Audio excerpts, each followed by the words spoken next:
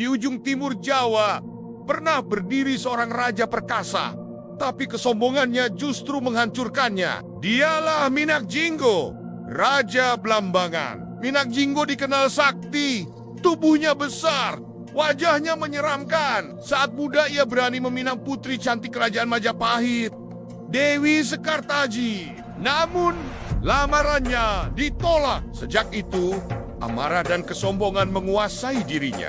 Ia menentang Majapahit, bahkan ingin menguasai Jawa, tapi kesombongan membuatnya lengah. Dalam perang, ia akhirnya ditaklukkan oleh Raden Banterang dan para satria Majapahit. Kisah Minakjinggo menjadi peringatan bahwa kekuatan tanpa kerendahan hati hanya akan membawa kehancuran. Minakjinggo, raja sakti yang runtuh karena kesombongannya sendiri. Kalau kalian suka dengan kisah legenda Jawa ini, tekan like, subscribe, dan tulis pendapat kalian di kolom komentar.